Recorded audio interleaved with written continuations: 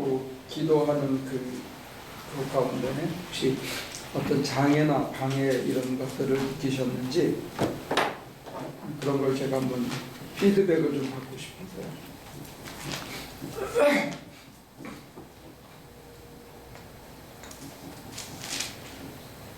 누가 먼저 얘기하실래요?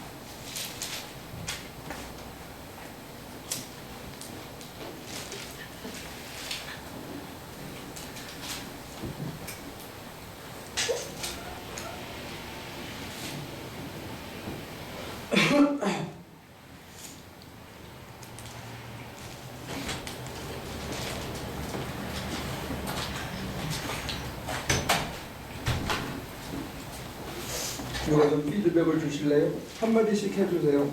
자기가 느낀 바를. 목사님 말씀대로 평화였죠. 그 조용한 가운데 평화니까는 글쎄 단지 걱정스러워 너무 그걸 즐기는 것은 아니었는지 그게 좀 걱정스럽기도 한데 일단 너무 평화로우니까는 계속 그러고 있고 싶더라고요.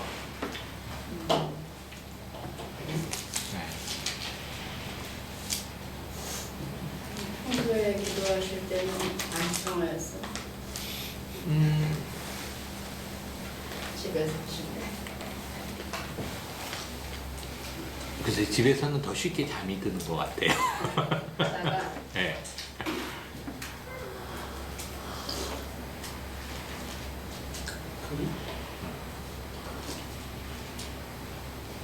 평화 이런 모든 것을 내려놓고 맡기는 실묵 속에서 다 주님께 드리는 기도를 통해서 우리가 주님으로부터 얻을 수 있는 것 그거는 이제 평화. 좋은 테마예요. 이강도 씨인가? 네. 그 미스터리는 집사님이신가요? 아니요. 우리 집사람이 집사님. 연태가 집사가 됐어요. 네. 아직 네. 준비가 안 됐어요. 어떠세요? 이런 기도를 평소에 해보신 적이 있나요? 네, 처음 해봤죠. 이런 기도. 그래요? 뭘 느꼈어요? 어떻게 불편하지 않아요? 네, 그 저는 마음 평화롭지가 않고 네. 평화롭지가 않고 저는 그냥 기도를 하면은 그냥 계속 말하는 그런 기도를 해서 말을 안 하고 있으니까 평화롭지가 않더라고요. 네.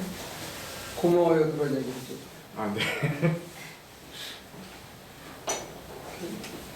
평화롭지 않고 뭐 했습니까? 그러면 그 시간 동안에 그냥 정신이 하나도 없어요. 평화롭지가 않고 그냥 이렇게 그냥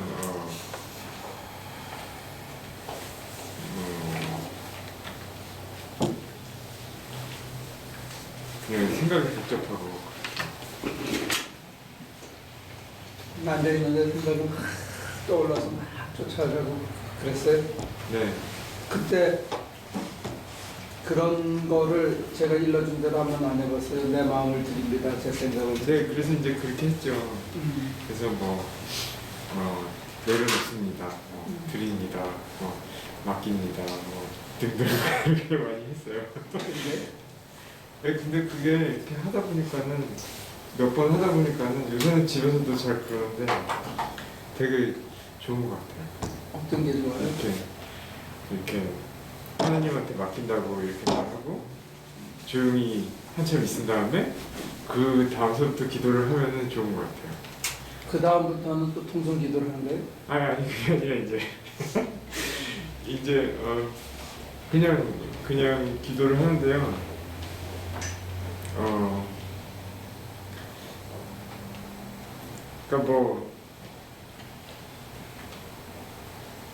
그러니까 좀 그냥 처음부터 대놓고 말로 기도할 때하고는 다르게 좀 이렇게 기도하는 게 달라지는 것 같아요. 다른 기도를 어떻게 달라지는지 설명해 줄 수 있어요? 그거는 아무튼 좋게? 좋은 것 같아요. 그래요? 그 기도가 이렇게 주님께 내려왔습니다. 이렇게 하고 가만히 있으면 그때서부터 기도가 시작되는 것 같아요.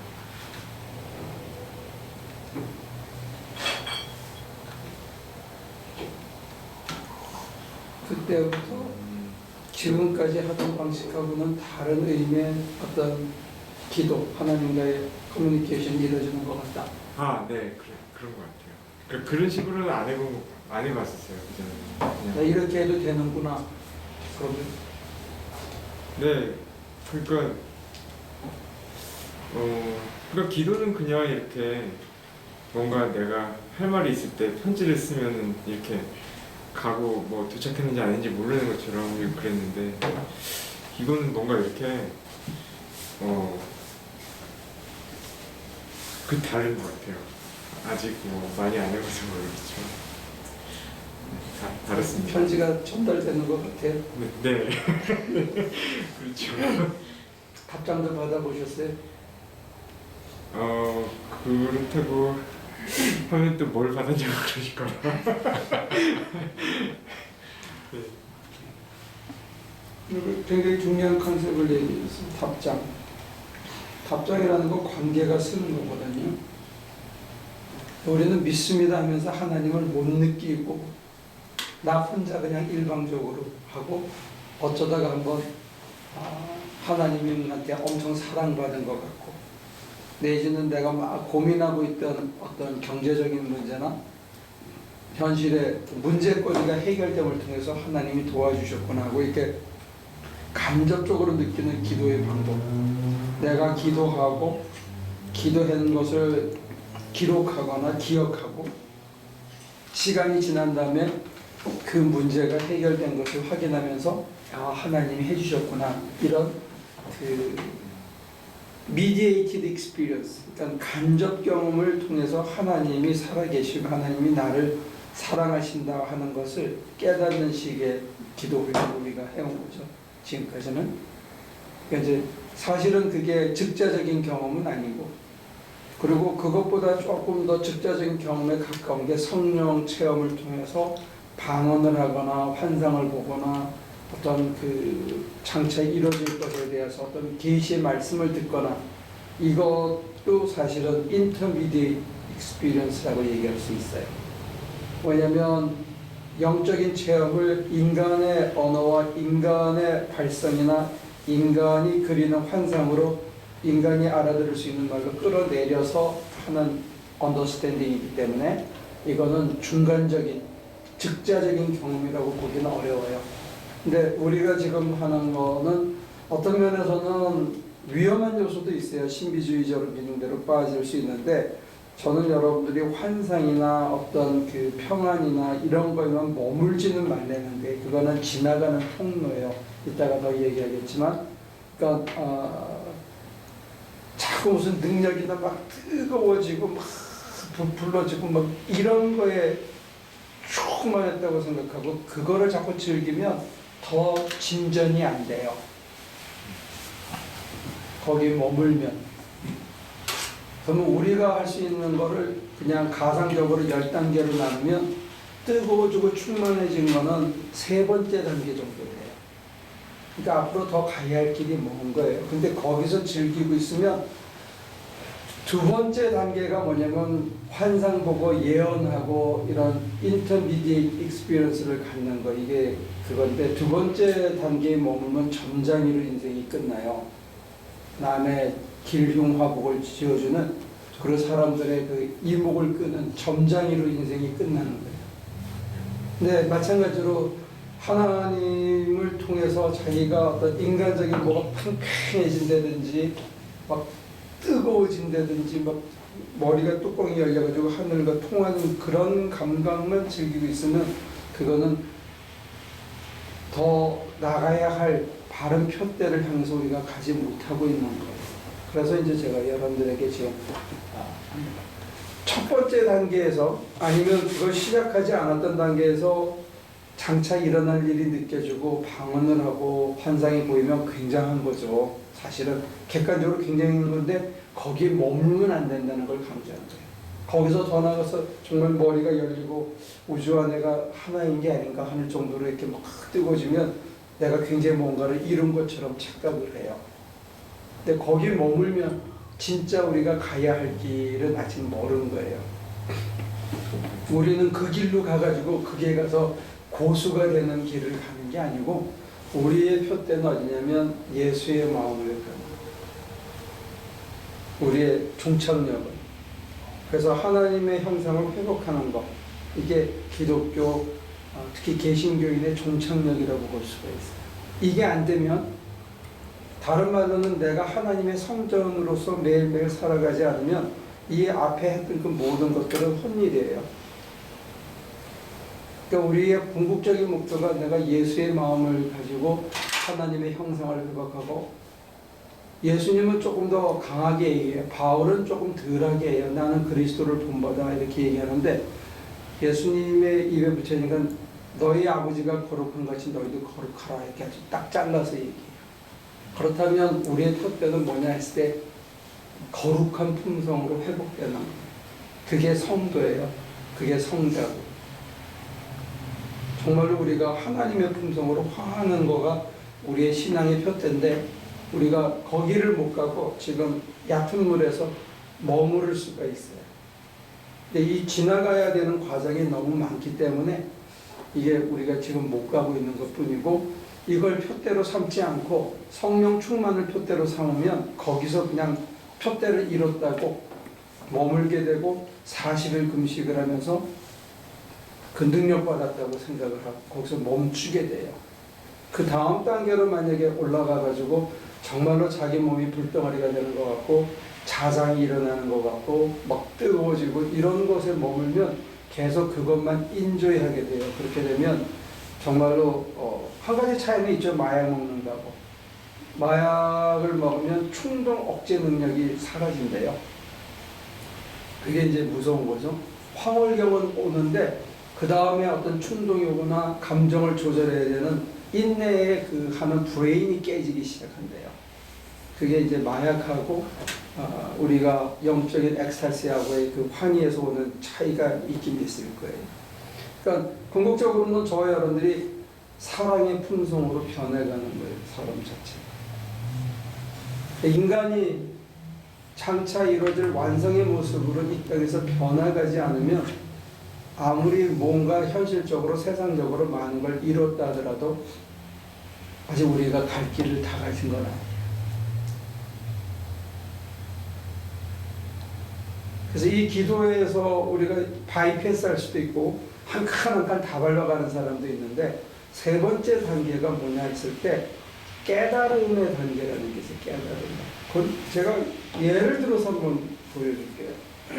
누가 요한복음 8장 1절부터 한번 읽어보실래요?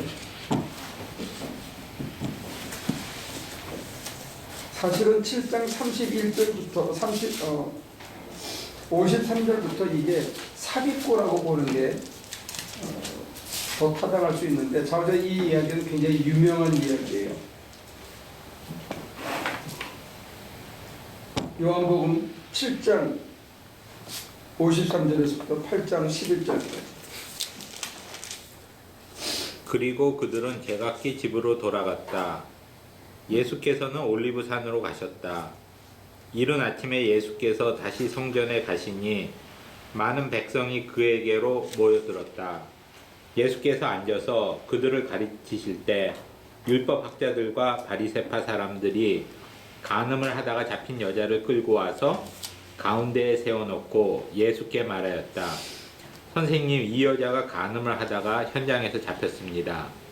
모세는 율법에 이런 여자들을 돌로 쳐 죽이라고 우리에게 명령하셨습니다. 그런데 선생님은 뭐라고 하시겠습니까? 그들이 이렇게 말한 것은 예수를 시험하여 고발할 구실을 찾으려는 속셈이었다. 그러나 예수께서는 몸을 굽혀서 손가락으로 땅에다 무엇인가를 쓰셨다. 그들이 다 끝쳐 물으니 예수께서 몸을 일으켜 그들에게 말씀하셨다. 너희 가운데서 죄가 없는 사람이 먼저 이 여자에게 돌을 던져라. 그리고 다시 몸을 굽혀서 땅에 무엇인가를 쓰셨다. 이 말씀을 들은 사람들은 나이가 많은 이로부터 시작하여 하나하나 떠나가고 마침내 예수만 남았다.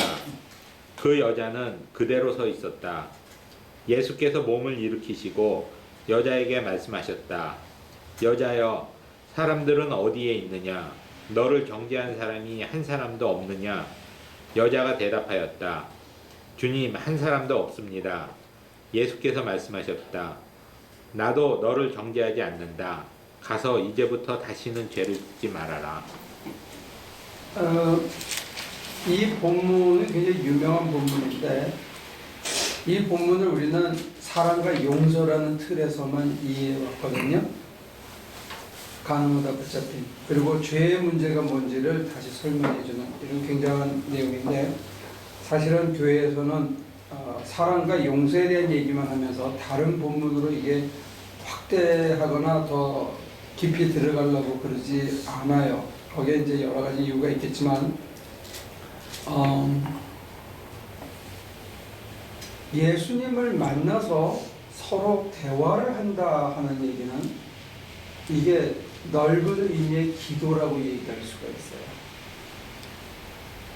여러분들이 주님을 만나서 주님에게 뭐라고 얘기를 하고 주님이 뭐라고 대답을 하시는 거, 이 그룹을 통해서 아까 이강규 씨가 얘기한 관계가 쓰는 거예요. 즉자적인 관계가 쓰는 거예요. 막연히 알던, 막연히 교리적으로 믿던 내가 교회를 다니면서 이렇게 어떤 종교성을 가지고 하나님을 사모하고 주님을 바라보고 하는 이거가 기도가 아니고 어떤 면에서는 이렇게 주님과 더불어 대화를 나누는 것. 근데 이 대화를 나누는 것 통해서 주님이 하시는 독특한 의도가 있어요. 독특한 의도가. 우리가 뒤에서 좀 복잡한 것부터 풀면 어떻게 복잡한 걸 풀고 쉬운 걸 올까요? 쉬운 걸 풀고 복잡한 걸 갈까요? 어떤 게 이해가 나? 질문이 복잡한데요? 그럼 복잡한 것부터 합시다. 우리 미스터베 10절 예수님이 하신 말씀만 다시 한번 읽어보실래요? 10절에 여자여, 사람들은 어디에 있느냐? 너를 정죄한 사람이 한 사람도 없느냐? 이걸 줄여서 말하면 뭐라고 얘기했을까요? 줄여서 한마디로 얘기하면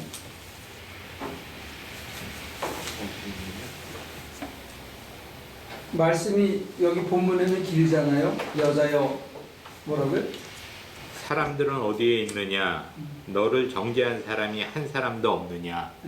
말이 길죠. 이걸 만약에 우리가 줄이면 뭐라고 표현할 수 있을까요? 한마디로.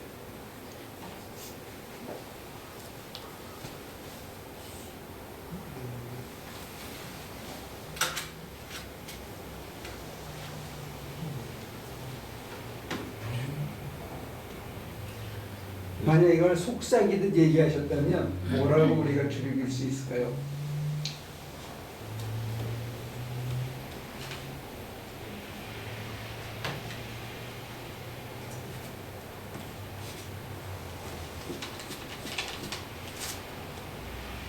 왜 이런 질문을, 이런 예화를 들어서 하냐면 기도를 통해서 우리가 주님을 만났을 때 이와 유사한 체험을 하게 돼 있어요.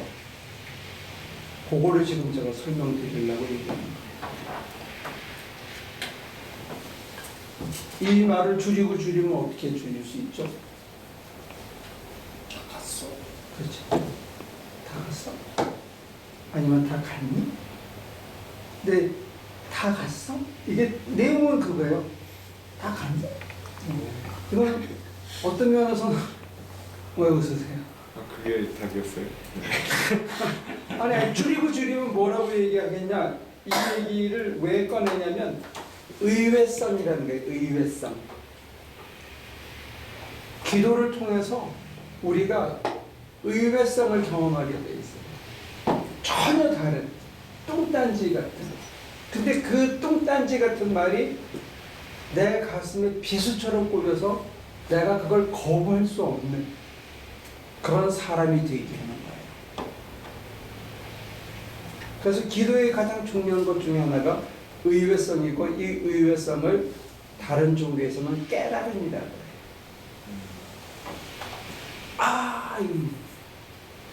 나는 지금 부끄러워 죽겠고 진짜 이 선생은 죽여라 그러면 죽을 수 있는 그런 뭐 하여튼 아니면 뭐라도 욕이라도 해야 싸잖아요. 지가 한 짓이 있으니까 주님 앞에 나면 주님이 막 뭐라고 야단치고 그래야 이게 속이 풀리고, 이게 우리가 갖고 있는 고정관념이고 해오던 전통인데 예수님 대답이 아주 기가 막히네. 다 갔어? 다 갔니? 다 갔어? 하는 거는 이제 그렇고, 다 갔니? 하는 거는 난 네 편이라는 그런 느낌도 줄 수 있고, 이게 기도의 아주 독특한 맛입니다. 특히 여러분들이 실패해서 좌절을 느끼고 괴롭고 힘들어서 묵상 기도를 하면서 모든 것을 내려놓을 때 이런 의외성을 경험한다는 거예요. 근데 그 의외성을 경험하게 하시는 연유가 뭘까 했을 때 우리가 갖고 있는 편견을 깨주는 거예요. 기도의, 이 묵상 기도의 가장 큰 강점 중에 하나가 평화를 넘어서 우리의 편견을 깨주셔요. 우리의 고정관념을 깨주셔요. 그래서 우리에게 깨달음을 주시고, 내가 잘못된 인생을 살아오고 잘못된 가치관으로 살아왔다는 것을 의외성을 통해서 확 꺾어버리는 거예요. 근데 이 의외성을 주는 이걸 꺾이지 않고 하면 어떤 일이 벌어지냐면, 이 여자를 만나기 전에 바리새인들과 율법학자들은 예수님을 만났어요. 그죠? 이 사람들은 먼저 말을 걸었어요. 뭐라고 말을 걸었죠? 예수님한테?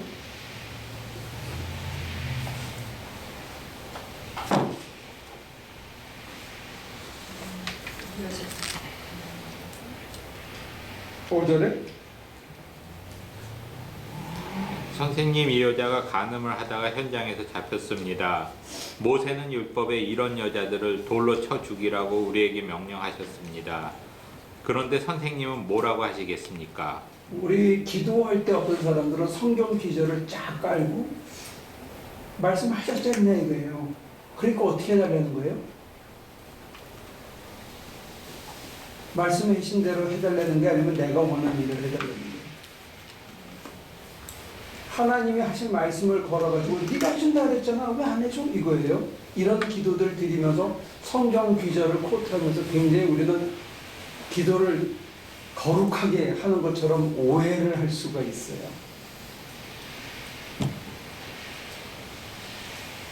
우리가 하나님을 걸 때 성경을 코트해가지고 하나님을 거는 수가 있어요. 근데 그때 예수님의 대답이 기가 막힙니다. 뭐라고 그래요? 너희 가운데서 죄가 없는 사람이 먼저 이 여자에게 돌을 던져라. 이것도 의외성입니다. 동일한 의외성인데 그 의외성을 경험한 사람들이 어떻게 반응했느냐가 중요합니다.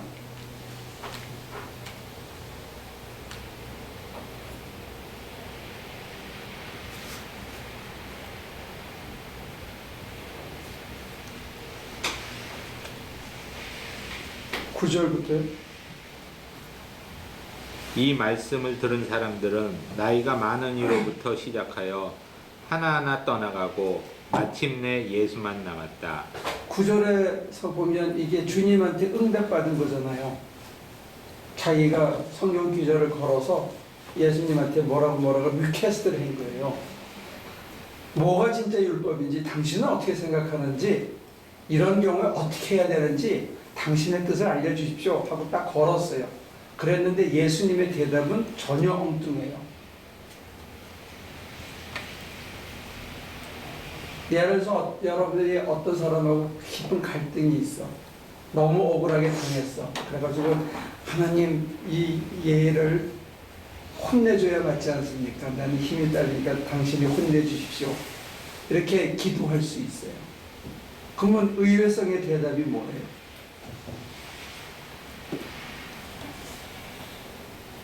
이 대답에 대한 이 응답을, 주님의 귀하신 응답을 들은 사람들의 마음속에는 무슨 생각이 있었겠어요? 물론 치려고. 돌로 치려고 왔었는데 예수님 말씀 들은다면은 네? 부끄러워. 죄인을 했습니다. 줄이면 뭐라고 얘기할 수 있을까? 어? 아 뜨거 그래서 그래? 너나 잘하세요. 먼저 가서 그랬어요. 네? 애들 말로는 무시 에이씨 개념 이러고 갔을지 몰라요. 한 사람은 변했고 똑같이 주님을 만났는데 한 사람은 여러 사람들은 안 변했어. 그러면 뭐가 기도냐 이거. 예수님은 공평하셨어요. 그들 모두에게 의외성을 통해서 편견을 깨고 깨달음에 이르기를 바랬어요. 이 사람한테도 동일한 사랑을 주셨고 가늠한 여인에게도 동일한 사랑을 주신 것 같아요. 근데 한 사람은 받아들였고 다른 무리들은 에이씨 하고 갔어요. 왜? 자기 기대치를 안고 주님한테 다가갈 때의 기도가 이렇게 무서운 거예요. 못 깨닫는 거예요. 자기 마음의 생각이 가득 차서 주님에게 자기 대답을 가진 채 주님에게 다가가면 그게 안 바뀌어요. 얻지도 못하고 주셔도 못 받는 거예요. 주님은 주셔요. 그러니까 제가 전도사 시절에는 이거하고는 좀 상관이 없지만 그런 설명을 한 적이 있어요. 기도를 할 때 우리가 호랑이가 기도를 할 때 뭐라고 기도해요? 하나님 하늘이 살아계시면 저를 살리시려면 썩은 동아줄을 내리시고 저를 죽이시려면 튼튼한 동아줄을 주세요 하고 그런 얘기 들어보셨어요? 그럼 하늘은 뭐라고 얘기해요? 그래, 썩은 동아줄을 내려줘. 그렇지, 네가 원하는 대로 하시. 그 결국 죽었어. 잘 구해야 된다. 기도할 때 자기 생각이 꽉 차 있고 자기 결정이 차인 채 하나님 당신 뜻을 한번 가르쳐 줘봐요. 그리고 내가 맞다고 컨펌해 주세요. 이런 애리튜드로 해가지고는 주님이 주시는 의외성에 대한 대답을 통해서 내가 편견을 깨고 하나님의 마음에 합당한 그런 사람으로 변하기가 참 어려워요. 세계관이나 가치관이나 행동 양식이 한꺼번에 이렇게 확 변하기 어렵다. 이것도 기도예요. 주님을 만났으니까. 근데 기도를 통해서 아무것도 못 얻은 사람이 있어요. 만약에 이 여자같이 그렇다면 그런 마음으로 왔다가 진짜 의외성에 야 너희 가운데 죄 없는 놈이 먼저 쳐봐. 그때 진짜 그 의외성에 깨져가지고 확 꼬꾸라졌다면 뭐라고 얘기를 해야 맞는 거예요? 너희 가운데 죄 없는 자 먼저 치라니까 다 죄가 있으니까 떠나간 거예요. 그렇다면 정말 의외성에 주님의 응답을 받았으면 이 사람들이 뭘 했어야 하냐고요.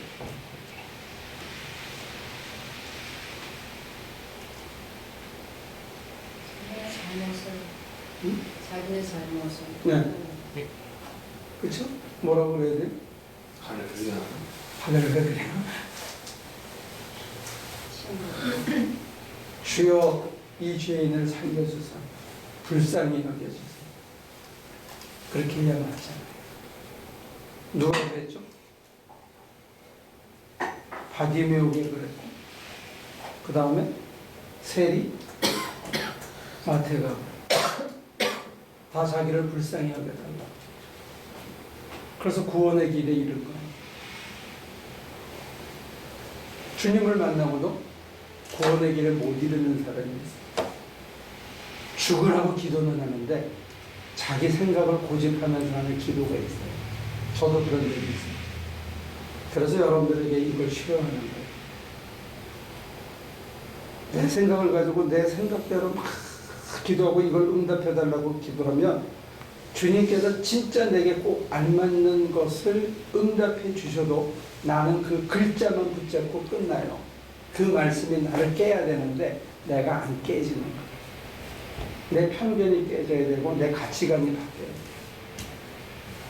근데 안 바뀌는 거예요. 이해가 됩니까?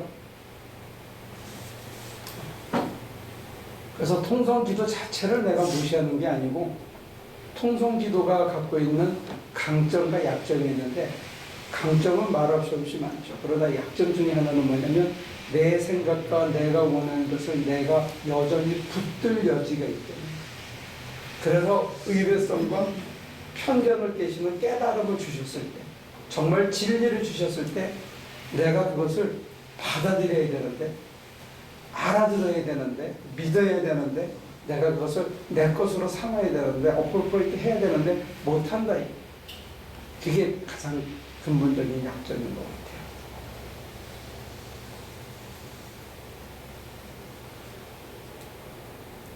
예수님의 이 대답은 굉장히 의외적이에요. 다 갔어? 다 갔니? 훨씬 다정하잖아요. 이거는 막말로 넌센스예요, 넌센스. 모든 그 인간이 만들어놓은 굴레와 인간이 만들어놓은 가치관에 대해서 한 방에 날려버리는 거예요. 돌로 쳐야 맞잖아요.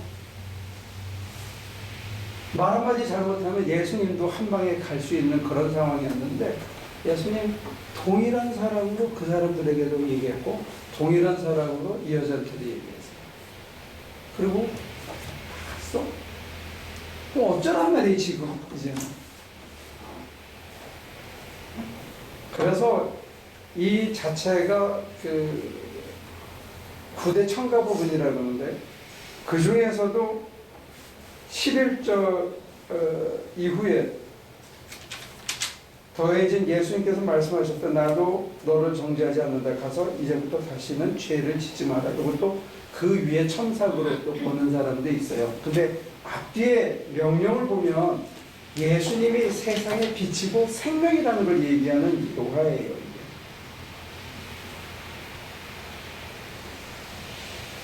그러니까 아무튼 그건 나중에 성경분표에는 다시 얘기를 하기로 여기서 얘기하는 핵심은 뭐냐면 예수님이 이 여자아이에게 후대 청가자 에디토의 입장에서 보면 다시는 죄 짓지 말래. 그 얘기는 뭐냐면 네가 했던 죄가 아니라는 거예요. 이게 아모랄해질, 그러니까 초규범적인 그 진리의 말씀으로 얘기인데 세상을 사는 우리들에게는 도덕적인 해이를 줄 수 있기 때문에 이게 설명이 굉장히 난해하지만 여기서 얘기하는 거는 네가 한 건 죄가 아니라는 얘기예요. 내가 정죄하지 않는다는 거예요. 죄라고 판단하지 않는다는 거예요. 나도 덧붙여서 뭐 억누르고 한다는 것뿐만이 아니고 예수님이 얘기하시는 죄는 뭐냐면 세상의 빛이 내게로 다가오지 않는 것, 내 마음을 품지 않는 것, 나를 사랑하지 않는 것, 이게 죄예요. 다른 건 죄가 아니에요. 우리는 죄와 죄 아닌 것을 자꾸 혼동하고 있는 거예요. 그래서 죄인으로 남는 거예요. 여기 한 애는 가늠하다 붙잡힌 여자는 죄 용서를 받고 너 죄 없다라고 칭의를 받고 갔어요. 그죠? 근데 돌 들고 왔던 인간들은 아무도 용서 못 받은 거예요. 그냥 그대로 남은 거예요. 돌이키지 않은 거예요. 모세의 율법에서도 여전히 죄인이고 하나님의 넓은 사랑의 법에서 봤어도 여전히 죄인으로 남아있어요. 예수님을 만나고도 죄의 용서를 못 받은 거예요. 이게 인간이 얼마나 찔기고 생각이 많은지, 그게 얼마나 하나님과의 관계에서 장애 요소가 되는지를 설명해주는 아주 재미있는 부분이에요. 그 사람들이 돌아간 거를 돌이킨 거를 보지 않으신다는 네. 거죠? 네. 그러면은 그 여자는 돌이키지 않은 게 아니고 죄를 사함받은 걸로는 못 이뤘다는 거야. 죄 사함의 자리까지 못 갔다는 거야. 그럼 그 여자가 지은 그 죄를 예수님이 네. 죄로 안 봤다고 그러셨는데 네. 그 사람들이 죽이려고 그랬던 걸 죄로 본 거예요? 그것도 죄로 안 볼 수도 있으니까 사람을 죽이려고 하는 건 죄죠. 그러니까 동일한 사람으로 똑같이 돌이킬 수 있는 기회를 줬는데 여전히 그걸 품은 채 간 거죠. 할 말을 잃고. 문제는 자기도 죄인이었다는 거 아니에요. 스스로 아 그래 나도 죄가 있지.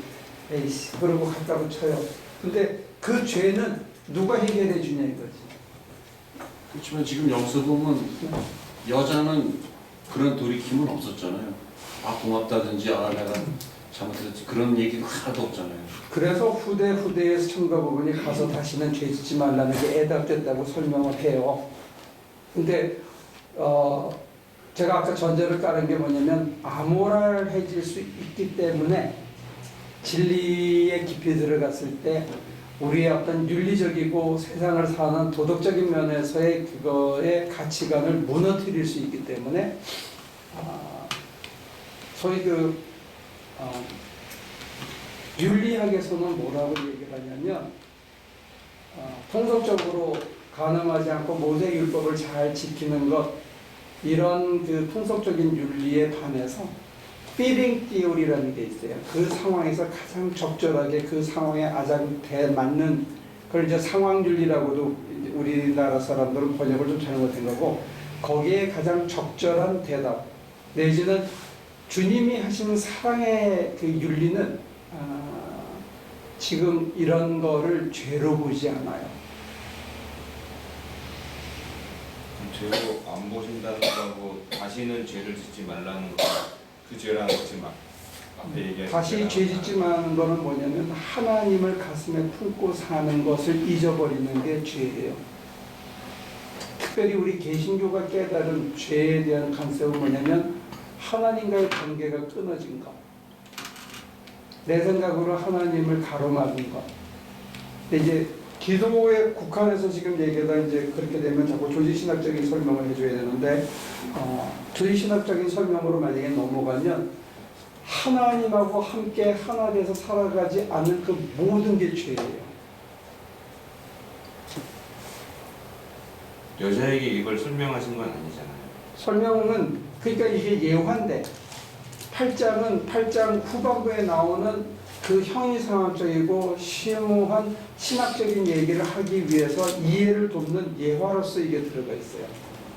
그래서 요한복음은 구조적으로 누가 챕터를 나누는지 모르지만 7장이 예화가 먼저 나오고 그 다음에 신학적인 설명이 나오고 6장에도 예화가 먼저 나오고 신학적인 설명이 나오고 이게 13장까지 계속 그거의 반복으로 나와요.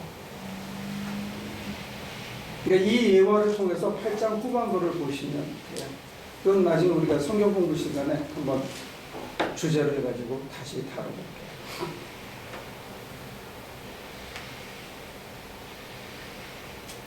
기도하고 접목해서 다시 얘기하면 여러분들이 걱정을 가지고 근심을 가지고 어떤 때는 분노를 가지고 어떤 때는 막 염려함이나 당황스러운 거나 수치심을 가지고 눈을 감고 주님 앞에 가만히 앉아 있으면 그 모든 게 다 사라지고 말아요.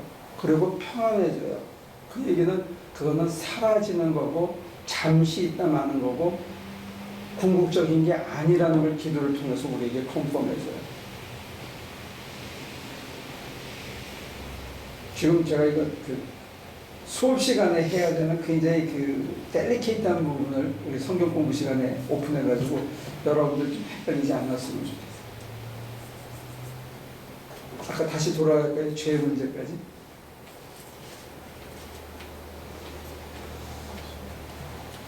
아니면 조금 설명을 더 한 다음에 다시 돌아오죠.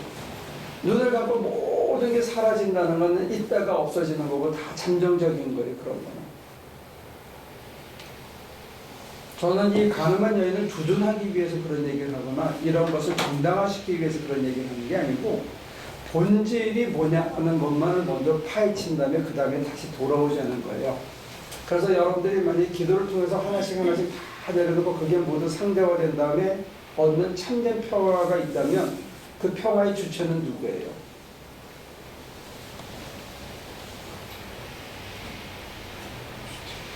그 자유로움은, 그 편견을 깨주는 깨달음의 주체는 누구냐고요? 하나님이에요.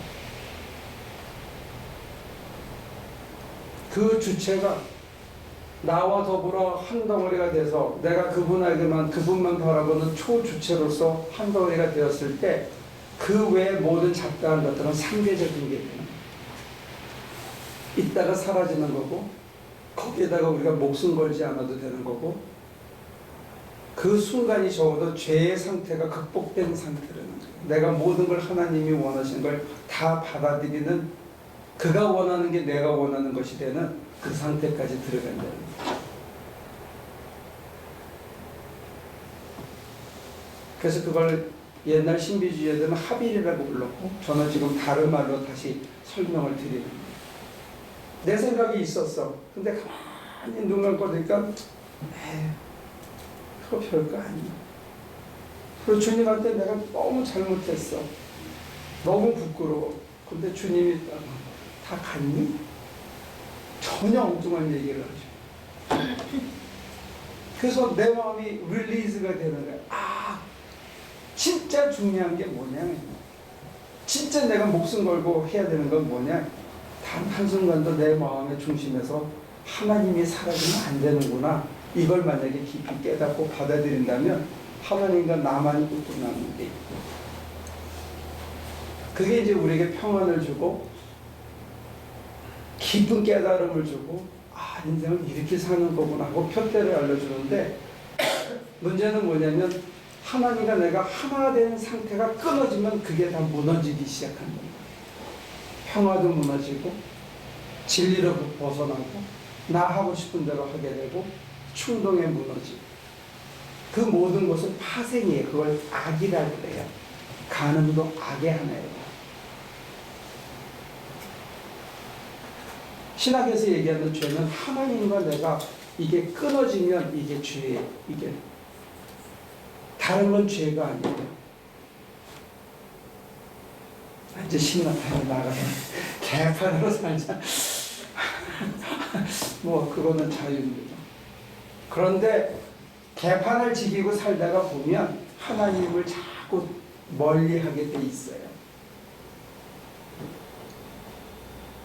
등을 돌리고 눈을 감고 안 쳐다보고 싶어하고 그럴 수 있지.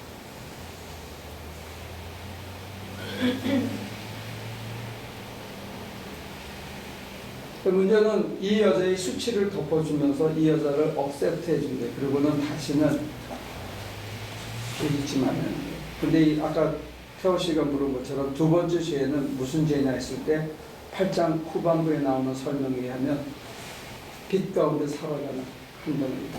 생명의 빛이. 그냥 그 사람들이 이제 나도 죄가 있다. 그리고 너를 어떻게 할 수는 없으니 내가 다 떠나갔잖아요. 근데 여전히 이 여자가 그래도 자기가 아직도 부끄럽고 그렇게 돌팔매를 맞을 뻔한 게 그럴 수도 있었을 뻔했다. 그러고 그 여전히 그 마음이 남아있으면 죄인이에요. 안 되는 거죠.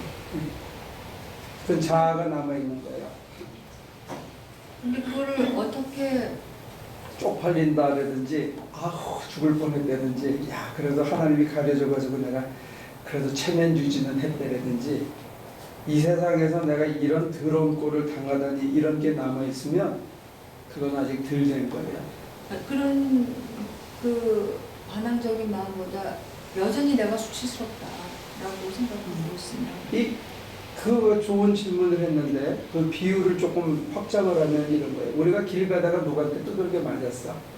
그럼 수치스러워요? 분하죠. 길 가다가 차에 꽉 치였어. 다리가 분질러졌어. 그럼 어떻게 돼요?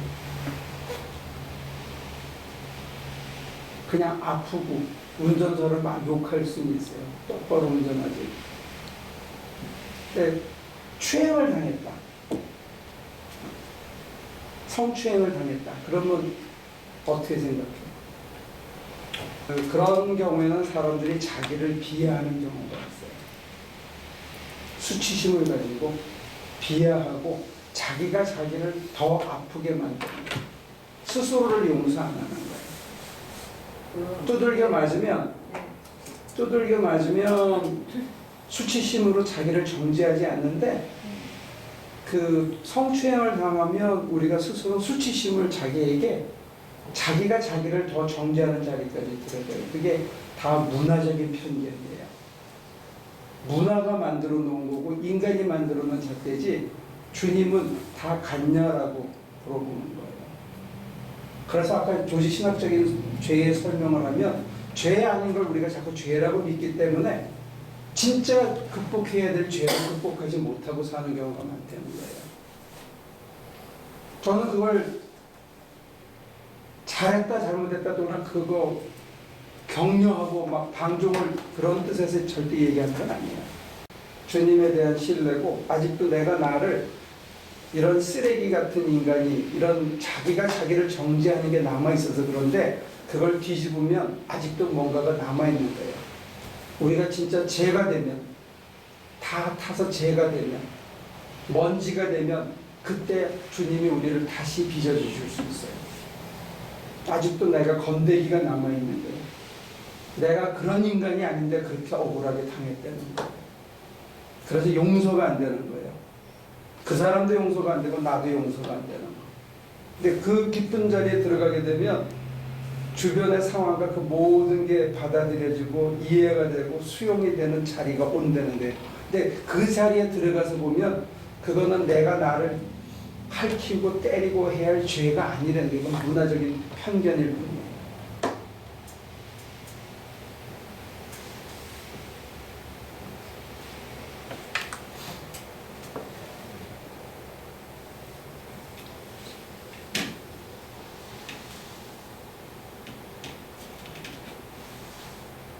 다시 하지 말라는 거 다시.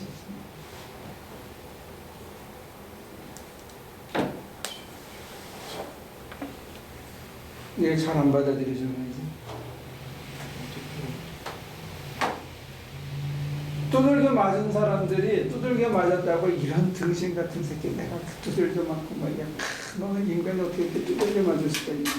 나쁜 놈. 이렇게는 안 하거든요. 응? 그래요?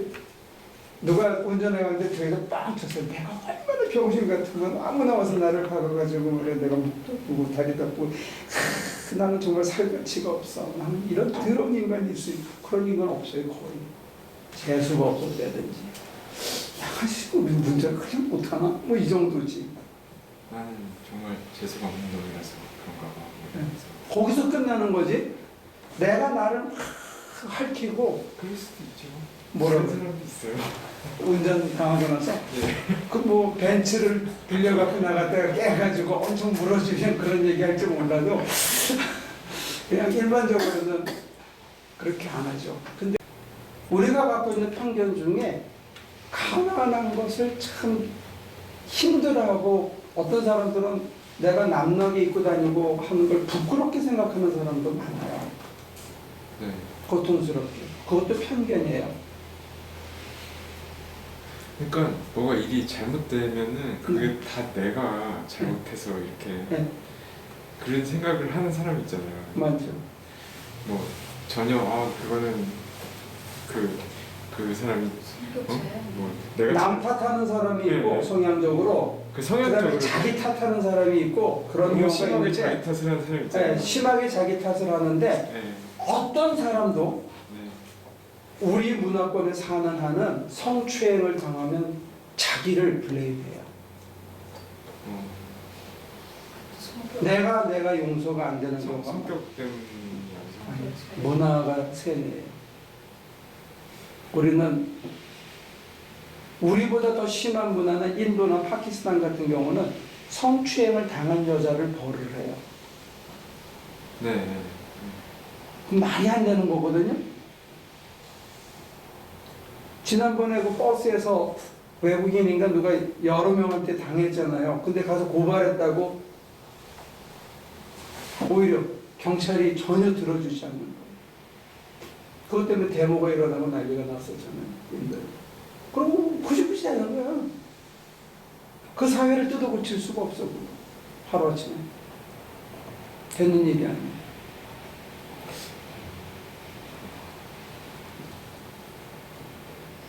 이 부에 대한 편견이 얼마나 짧은 시간에 하나의 종교가 만들어지냐면 저희 시대 때 선생님은 가만히 미덕이었어요. 촌지 안 받는 선생님이 굉장히 훌륭한 선생님이었어요. 그리고 가난하지만 자기 박봉을 털어서 애들 밥 못 사오는 애들 도시락 싸주고 등록금 얼마 안 되지만 그거 대신 내주고 이런 분들. 그게 존경의 대상이었어요. 근데 요즘은 눈 씻고 찾아보기도 힘들지만 그걸 존경의 대상으로 생각조차를 안 하는 거예요. 근데 그게 50년이 안 되는 거예요. 50년이. 이게 문화적인 세뇌가 그렇게 무서운 거예요. 그 편견이.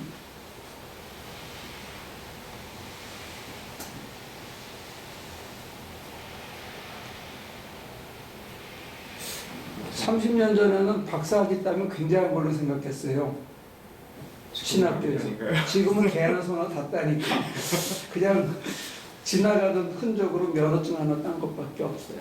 아니, 이렇게 전쟁 때 막 사람을 많이 죽이고 돌아온 사람이 막 이렇게 막 나중에 나이 들어서 막 이렇게 예. 막 증후군을 생각해. 막 그런 거 있잖아요. 예. 그런 것도 말하자면 그 성격이 좀 약한 사람한테서 생기고 또 안 그런 사람은 또 안 그렇고 그렇다고 그러던데. 그럴 수도 있겠죠. 네. 근데 지금 미군 같은 경우에 아프가니스탄이나 저기 이라크 전쟁을 치르고 온 사람들 중에 상당히 많은 수가 그 병을 앓고 있어요. 그래가지고 겪고 나면 이 통제가 안 되고 자기가 전시 상황에 있다고 순간적으로 착각해가지고 쏴 죽여가지고 감옥 가고 그런 사람들이 의외로 많아요. 베테랑 중에. 특히 전쟁에 참여했다.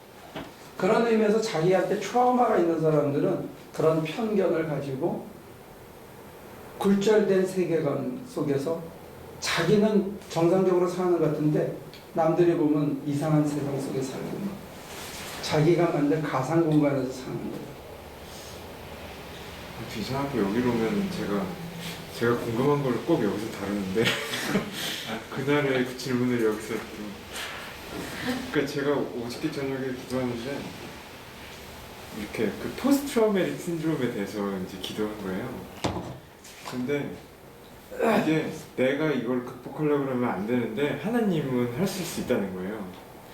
근데 그러면 그 하나님이 도대체 그걸 어떻게 하실 수 있는가 이런 게 제가 궁금한 거였거든요. 의외성과 편견을 깨주고 네. 상황을 다 볼 수 있게 해서 내가 잘못한 부분, 내가 그냥 쐈어야 되는데 잔인하게 가서 2번, 3번 찔른 거는 내 잘못이 이를테면 예를 들어서 네. 그리고 쏘면서 즐긴다든지 이러면서 나의 추악한 면을 내가 보는 거예요. 추행을 당한 여자들이 자기를 미워하는 이유 중은 뭐냐면 추행을 당하면서 오르가즘을 맛본 경우에 자기를 굉장히 미워한대요. 저는 그 경우에는 해당 안 되지만 네. 저한테도 그런 게 있다는 거를 제가 그렇죠. 이 기도를 하면서 이제 그게 일종의 들어가는지 모르겠는데 하여튼 제가 그런 게 있더라고요. 그러니까 저는 우리 집사람인 줄 알았는데 제가 그런 게 있더라고요. 이렇게 제가 이렇게 뭐를 하려고 그러면은 뭔가 이렇게 뭐를 탁 이렇게 잡는 것처럼 못하게 만드는 게 있는 거예요. 그러니까 그게 그 포스트 트라우마틱 신드롬이에요. 네. 그럼 이걸 극복하려면 그럼 어떻게 해야 됩니까? 평생 그걸 극복하려고 노력했는데 근데 그냥 여기 그러니까 지금 여기 이 말씀도 그 예전에 요한복음 8장 읽을 때는 가서 죄를 너의 이제 예수님은 죄를 이렇게 용서해 주는 능력이 있으니까 권한이 있으니까 이게 사람이 제가 있어도 예수님이 없어 이러면 싹 없어지는 것처럼 이렇게 생각했었거든요 예전에. 그러니까 이거는 예수님만의 능력이지 뭐 이거는 내가 어떻게 할 수 있는 게 아니다. 그래서 지금 그 질문이 더 궁금해. 대체 그걸 어떻게 해야 되는 건가? 그래서 제가 기도를 아까 통해서. 설명한 게 자기소개를 감이 못 들어가요. 웬만큼 기도해가지고 자기가 묻어놓은 거를 볼 수 있는 용기를 가진 사람이 많지 않아요. 근데 기도가 확실히 답인 건 맞는 것 같아요. 기도가 그걸 해결책인 거는 맞는 것 같아요. 답은 하나님이에요. 아니 그러니까 기도는 통로고. 네. 기도에 무슨 수가 있는 것 같아요. 하나님만이 내게 진리를 통해서 자유를 주실 수 있는 거예요. 네, 그러니까 그렇죠. 이 여자도 딱 죄를 사함 받고 딱 나와서 사람들이 당신은 어떻게 하셨길래 도대체 예수님한테 뭐라 그랬길래 용서를 받았습니까? 이렇게 물어보면 사실 한 게 없잖아요. 굉장히 중요한 포인트인데 그게 뭐냐면 파워리스니스예요. 네. 아무것도 내가 할 수 있는 게 없다 하는 거예요. 그냥 가만히 서 있는 거예요. 이게 죄가 되는 거예요. 먼지가 되는 거예요. 내가 아무것도 못하고 그런 나를 내가 있는 그대로 받아들이는 거예요. 근데 거기서 조금 잘난 체하고 나를 네가 그럴 수가 있냐 내지는 그때 조금만 있으면 안 들키는 건데 들켜서 쪽팔린다든지 이런 게 남아있는 거는 아직도 더러운 게 묻어있는 거고 파워리스니스한 게 아니고 증오심이라든지 파워풀한 거예요. 미움도 파워풀해요. 자기 체면을 생각하는 것도 파워풀해요. 그렇게 인간적인 파워를 가지고는 주님 앞에 빨가벗은 채 못 나가게 돼 있어요.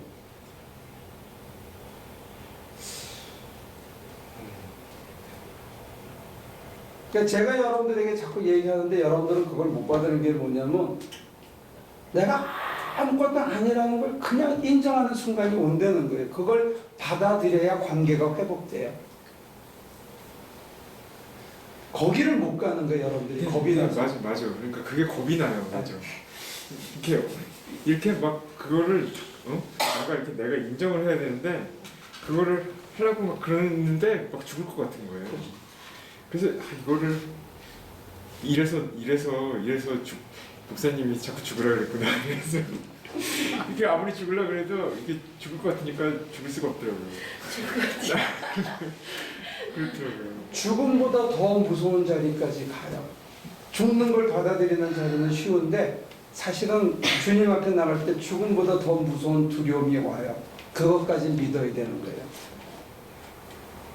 그거는 이제 또 하나 이슈인데 그 과정 속에 있는데 주님이 나와 관계가 깊어지고 주님께서 내가 심령적으로 건강해졌다고 느끼시면 내 상처를 볼 수 있는 기회를 주셔요. 근데 죽을 것 같으니까 안 가요. 그 다음에 다르게 펴석해졌는데 그게 싹 떠올라요. 그러면 일찍 봐요. 그 다음에 세 번째는 조금 더 쳐다볼 수 있어요. 네 번째는 이렇게 그래서 그렇다고 그러시는구나 하고 있는 모습 그대로 볼 수 있어요. 그 다음에 더 깊이 들어가면 환경을 보게 돼요. 그러고 섬찟해요. 근데 더 들어가면 그걸 받아들이게 돼요. 그리고 그걸 다 이해하고 수용하면 그게 안개처럼 사라지면서 내가 거기에 노예가 됐었다는 걸 알고 그게 진짜는 죄가 아니라는 거예요. 즐거운 짓도 아니고 부끄러운 짓도 아니고 아무것도 아니라는 거예요. 그냥 우리가 갖다가 레이블을 자꾸 붙여놓은 것뿐이에요. 사람들이 특히 여자들에게 정결을 요구하기 위해서 갖다 붙인 거예요. 병자호란 때는요, 삼천동에 가가지고 차가운 물에 3번 담그고 오면 전부 처녀가 됐어요. 나라에서. 네. 그러다가 끌려가서 살다가 고려로 돌아오면 환양년이라고 불렀어요. 그 다음에 그 사람들한테 당해서 낳은 아들을 호로새끼라고 했어요. 나라에서 이게 안 되니까 탕감을 해버린 거예요. 그냥 하루아침에. 그거는 나라가 약했기 때문에 어쩔 수 없이 당해버린 거예요.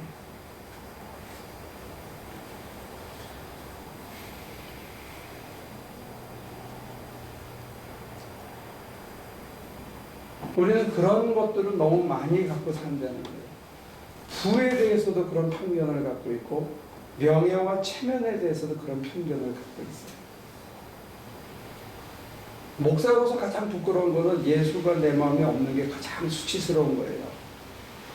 근데 우리는 다른 걸 수치스럽게 생각하고 있어요. 여러분들이 그리스도의 사람이라고 하면서 예수를 사랑하지 않으면 가장 큰 죄예요. 가장 더러운 짓을 하고 있는 거예요. 예수님보다 다른 걸 더 사랑하고 다른 거에 더 애착이 있으면 정말로 그게 간음이에요. 근데 그걸 간음이라고 생각하지 못하고 사는 거예요. 다른 걸 간음, 그것도 안 좋은 짓이죠. 그걸 두둔하는 건 아니에요.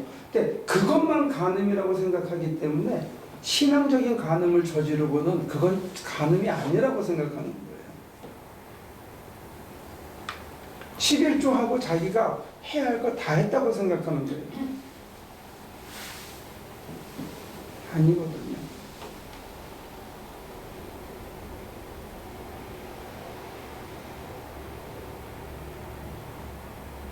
종교의 근본적인 문제를 얘기하는 거예요. 이게 어떤 면에서는 여러분들을 릴리즈 시켜주고 어떤 면에서는 아무것도 붙잡을 게 없게 만들어줘요. 아무것도 붙잡을 게 없기 때문에 매일 밤 앉아있을 수밖에 없어요. 무슨 말이냐면 이 ambiguity, 이 모호성, 신앙은 진짜 모호한 거예요. 내가 알고 있던 모든 게 다 무너져 버리는 거예요. 내가 갖고 있던 편견들이 다 무너져요. 나를 안정시켜 줄 수 있는 게 아무것도 없는 거예요. 그러니까 유명한 영화배우가 주사받을 꼭 이제 죽는 거고 자살하고 뛰어내리고 별지랄을 다 한 거야. 돈 많이 버는데.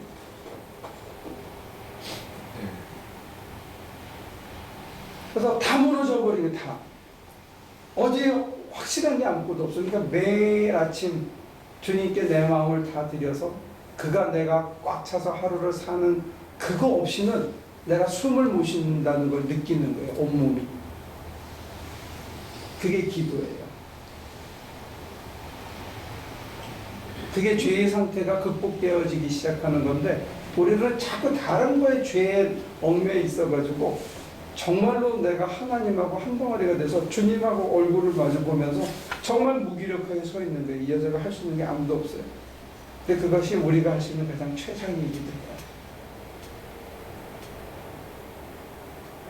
다시 말할까요? 이게 우리가 주님께 드릴 수 있는 가장 최상이 뭐냐? 아무것도 할 수 없어서 그냥 있는 거예요.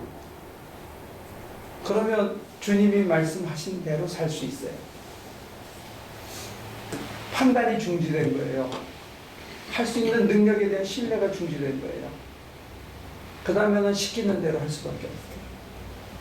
그 시키시는 일은 나를 사랑해서 내게 가장 좋은 걸 주시기 때문에 내가 그걸 하는 거예요. 그러면 그게 내게 가장 좋은 게 되고 내가 가장 좋은 걸 하는 인간으로 변해가기 시작합니다. 여러분들은 너무 파워풀한 거야 아직. 분노 때문에 파워풀하고 미움 때문에 파워풀하고 걱정도 힘이 있어요. 돈이 있기 때문에 아직도 파워풀하고 기댈 때가 있고 도망갈 때가 있고 피할 때가 있는 거예요. 돈이 진짜 한 푼도 없고 당장 먹을 게 없어서 굶어야 되면 하나님밖에 기댈 데가 없어요. 그래서 선교지에서 역사가 일어나는 거예요. 아무것도 없기 때문에. 저도 선교지를 가면 이거는 이상한 소리지만 물건을 하다 보면 꼭 뭐가 있어야 이게 일이 끝나잖아요. 근데 재료가 없고 파트가 없으면 제가 마음속으로 저는 그렇게 얘기해요. 어딘가 하나는 반드시 있다. 하나는 남겨놓으셨다. 마지막으로. 그러면 꼭 대체품을 찾을 수 있어요. 그게 저한테는 인생에 도움을 줘요. 대체품이 있는데 나는 더 업그레이드 된 걸 찾기 때문에 놓치고 행복하지 못하는 거예요. 그걸 대체품으로 받아들이면 충분히 행복하게 편안하게 살 수 있는데 그거보다 한 칸 위를 늘 생각하기 때문에 늘 모자라는. 제가 오늘 너무 위태로운 줄을 탔나? 네, 그 저번 주에니까 이제 그 기사 이제 그 논평을 쓴 거를 봤는데요. 재밌는 이슈를 요새 기독교에 대해서 이제 문제가 많았잖아요. 그랬는데 그러니까는 일단은 그러니까는 목사님들 문제를 일으키시는 분들이 많잖아요. 그러니까는 거기서 이슈가 뭐냐면 그러니까 가장 일단은 기본적인 건 윤리를 지키는 게 기본이다. 그런데 윤리를 안 지키고 그 사람들은 한 다음에 더 큰 데서 용서를 받았다고 생각을 하기 때문에 하나님하고 관계는 안 끊어졌다고 생각을 하고 그러기 때문에 자기네들이 윤리를 안 지킨 거에 대해서는 용서를 받았다고 생각하기 때문에 그렇게 쉽게 자기가 잘못한 거에 대해서 덮어버리고 용서를 받았다고 그러면서 계속 그렇게 나갈 수가 있었다라는, 그러니까는 기본적인 윤리를 무시한 거, 그러니까 윤리는 기본이다 일단은. 그런 다음에 하나님의 관계를 생각을 해야 된다라고 이제 누가 글을 썼더라고요. 그 이제 멀쩡한 정신으로 아주 날카로운 비판을 한 건데 네. 제가 지금 여러분들에게 하는 관점하고는 좀 차이가 있을 것 같아요. 저는 그걸 그렇게 행위를 한 분들을 두둔하거나 잘했다거나 앞으로 더 열심히 하시라고 그렇게 얘기하고 싶은 생각은 없어요. 근데 뭐 제가 그분들을 정죄할 만한 그런 자리에 있는 인간도 못 돼요. 근데 제가 얘기하는 포인트는 뭐냐면 사람들이 윤리를 가지고 인간을 평가하거나 그 사람의 소유를 가지고 인간을 평가하는 편견들을 가지고 있다는 거예요. 심한 종교성이라는 거는 사실은 거기에 있는 게 아닐 수 있다는 거예요.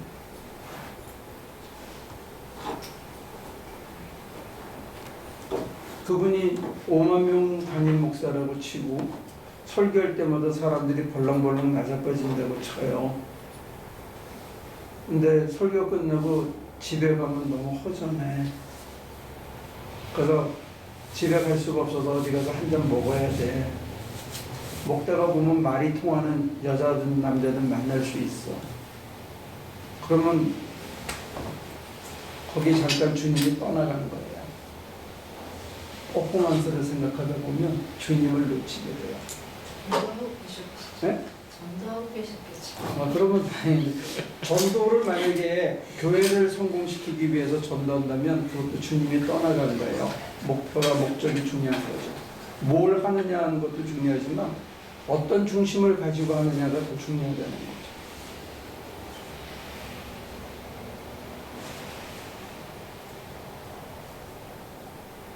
주님이 정말 살아있으면 딴 팔 시간은 많지 않겠죠. 근데 사람이 그렇게 쉽게 되나요?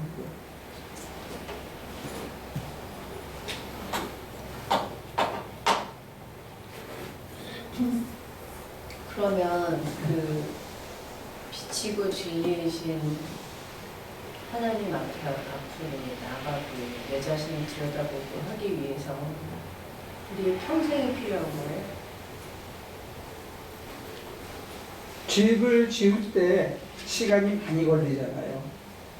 오늘 카톡을 받았는데 이제 외장 공사 끝나고 지붕 끝나고 드라이버를 치려고 그런데요. 우리가 갔다 온 게 언제죠? 엔세나다? 그러면 지금 몇 달이에요? 세 달 이상. 우리도 가서 4박 5일, 5박 6일 또 짧게 간 사람은 2박 3일, 3박 4일 갔다 왔잖아요. 그게 피스 바이 피스가 다 모여야 걔는 시간이 참 엄청 걸리는 일인데 문제는 뭐냐면 그걸 언제 하냐 이렇게 생각하면 참 힘들어요. 근데 그거 할 때 힘도 들지만 재미도 있어요.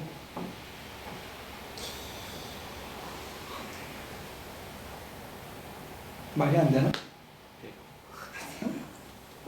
재미없어요?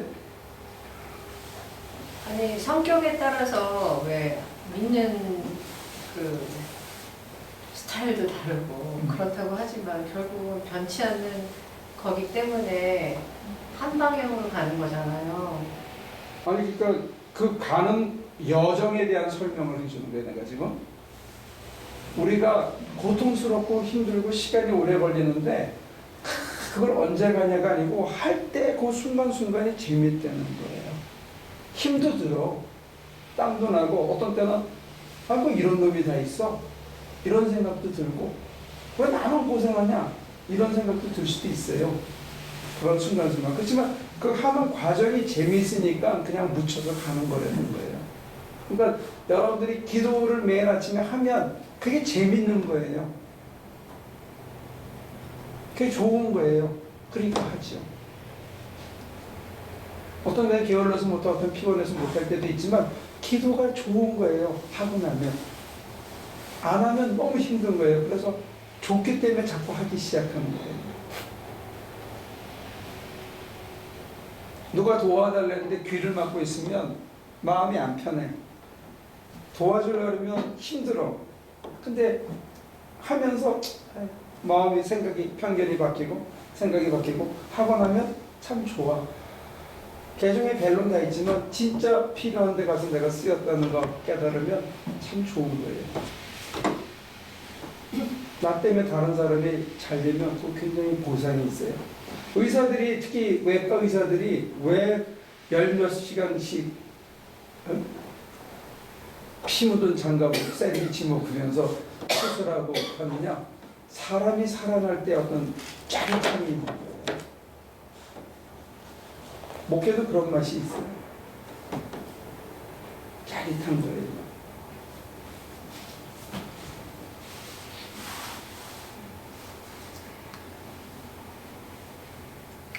그래서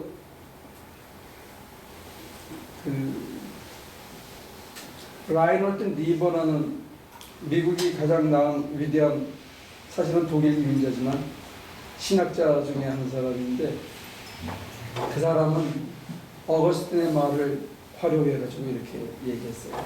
사랑하라. 그리고 네 마음대로 해. 이게 사랑의 윤리예요. 정말로 사랑한다면 누구를? 하나님. 그러면 마음대로 하려는 거예요. 그럴 때 책임적인 행동을 할 수밖에 없대요. 그리고 자기를 정죄하지 않게 돼요. 그리고 한 것에 대해서 공식할 수도 없어요. 내가 한 게 아니기 때문에.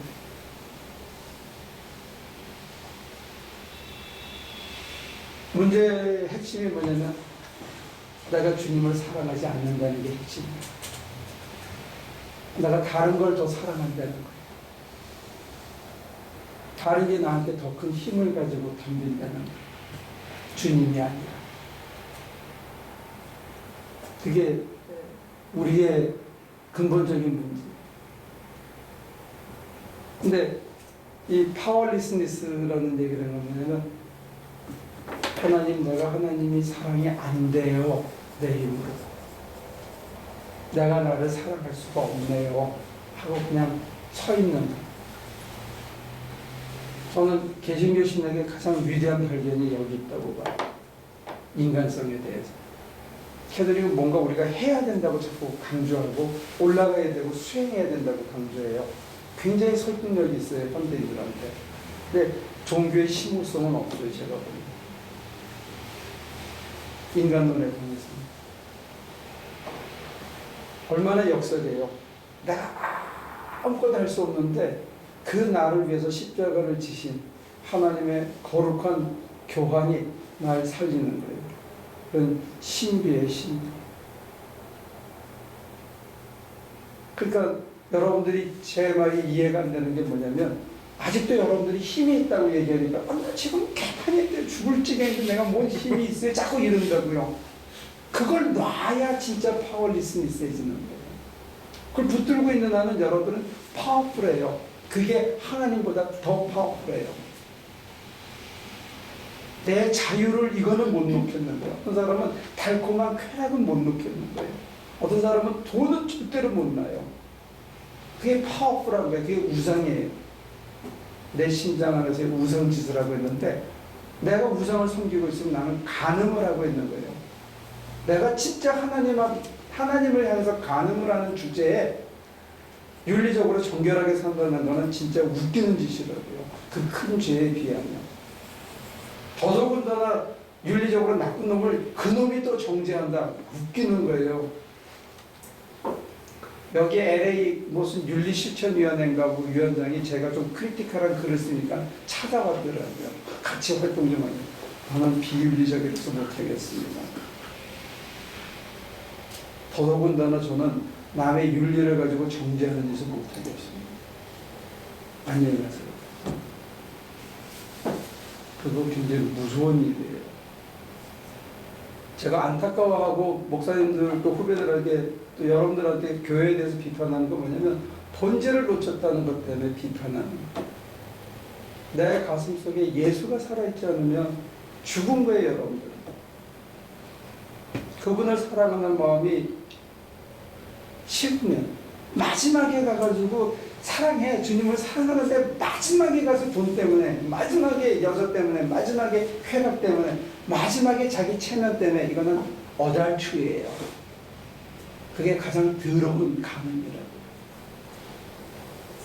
근데 그걸 혼동하고 삽니다. 근데 그거를 내 힘으로 끊을 수 없다는 걸 받아들이는 거, 이게 신앙이에요. 얼마나 역설이에요. 비로소 믿음을 가지기 시작하는 거야. 내가 아무것도 할 수 없대. 내가 내 체면이, 내 얼굴이, 내가 그래도 권사인데, 내가 뭔데, 어떻게 나를, 이거 있으면 이건 어달추예요. 이건 가능하는 게 하나님. 내가 하나님보다 앞서는 거예요. 마찬가지로 내가 넌 나쁜 년이야. 네가 어떻게 그런 짓을 하고 너는 어떻게 그렇게 스스로를 자학하는 것도 똑같은 거예요. 하나님을 의지하지 않는 거예요. 기도에서 정말로 다 내려놓으면 아무 파워도 없어요.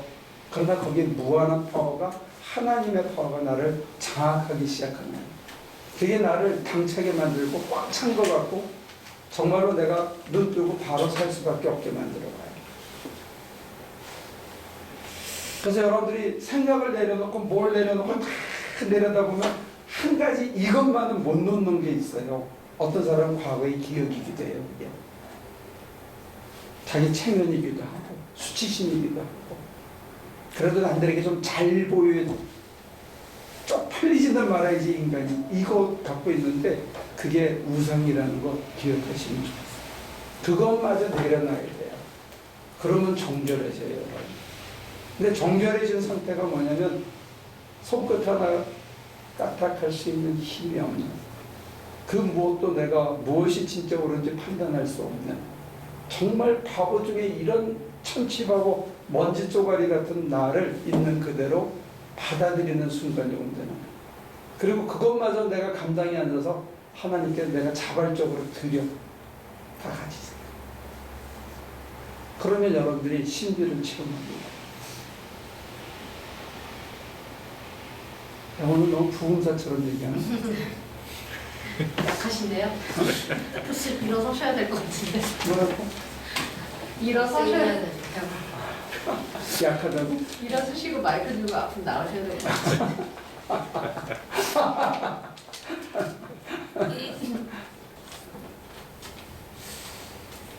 그래서 어떤 게 성자냐? 자기 부끄러움을 다 내놓고 살 수 있는 사람을 성자라 그래요. 근데 우리 중에는 그거 참 어렵죠.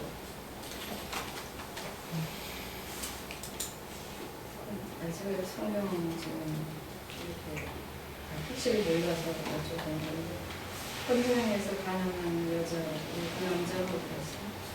거기는 어떻게 해야지? 저 거기에 대해서 아는 거 여자에 대해서 가능을 여자가 했어요? 근데 여기서 이제 간음이라는 거는 그 남자가 유부남이라는 걸 상상할 수 있어요. 이건 개핑이라 그러는데 성경을 우리가 갭이 있어요. 근데 성경 자체는 얘기 안 하는데 우리가 그 정황을 그냥 이렇게 넓혀서 생각할 수 있죠. 학생 모임에 여자를 그렇죠. 그게 수천 년을 내려온 그건데 우리나라에서는 그게 언제부터냐면 고려 이후부터예요. 고려 시대까지는 모계 사회였대요. 여러분들 그 참하고도라는 그 프로그램 본 적 있어요? TBS에서 차를 끌고 차 싣고 티벳까지 가서 그 다음에 거기서 치즈를 갖고 오는 이 행사. 실크로드보다 사실은 더 긴 거죠, 그죠? 근데 그 참하고도에 보면 한 번 갔다 오는데 6개월 걸려. 이쪽에서 이쪽으로 가는데. 그러면 형이 와서 스테이 할 때는 동생이 가. 동생이 와서 스테이 하면 형이 가. 근데 부인은 한 여자야.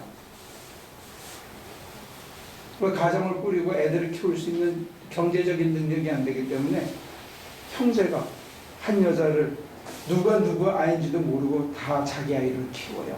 이게 우리 윤리관으로는 도저히 이해가 안 돼. 그건 이해가 안 되는 차원이에요. 근데 그렇게 해요. 그걸 또 우리나라 KBS인가 가서 찍어왔어.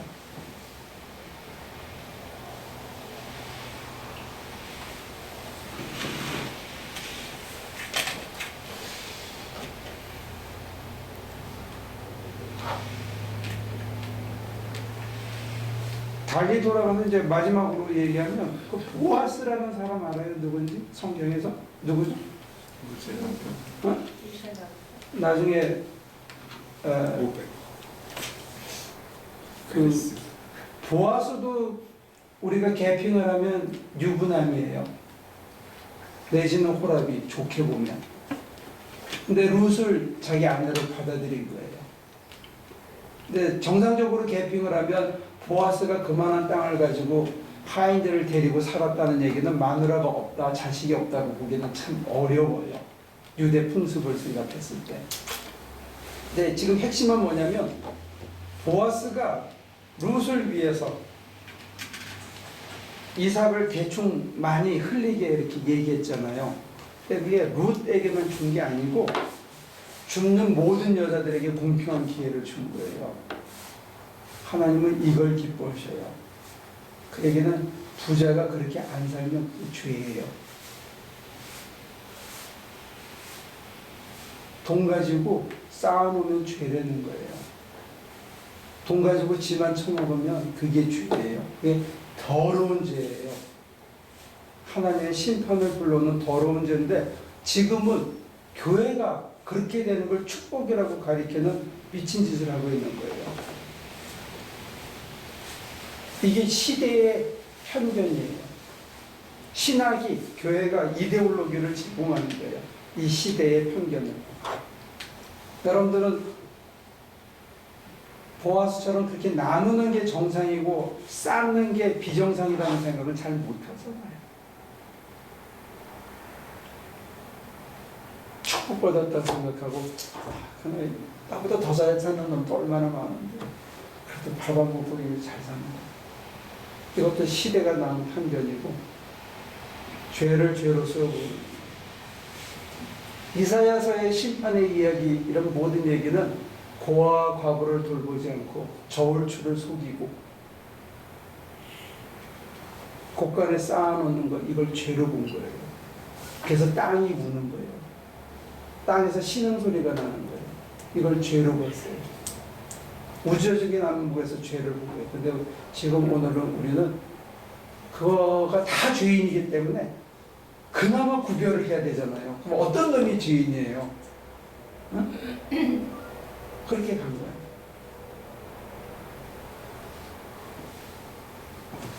남을 착취해가지고 자기가 돈을 쌓은 거 그거 죄예요. 이걸 죄라고 생각하지 못하고 성공이라고 생각해요. 이게 오늘 우리가 갖는 큰 문제고 병이에요. 그걸 어떻게 극복하느냐? 하나님 앞에 정말 파워리스니스하게 쓰는 거예요. 내가 이걸 못 내려놓습니다. 이 유혹을, 이 달콤함을, 이 분노를, 이 창피함을 못 내려놓고 다 붙들고 있는 거를 다 내려놓고 그분의 손에 맡겼는데 죽이면 죽이고 살리면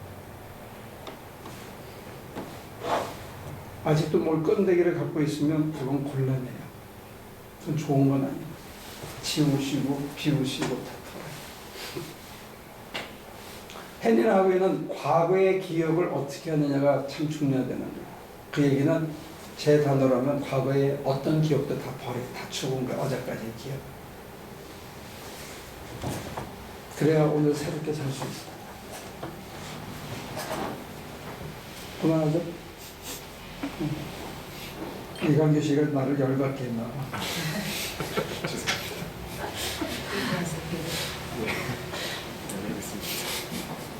고마워. 하나님 참 예민하고 저희로서는 어렵고 불가지한 여러 가지 얘기들을 나눴습니다.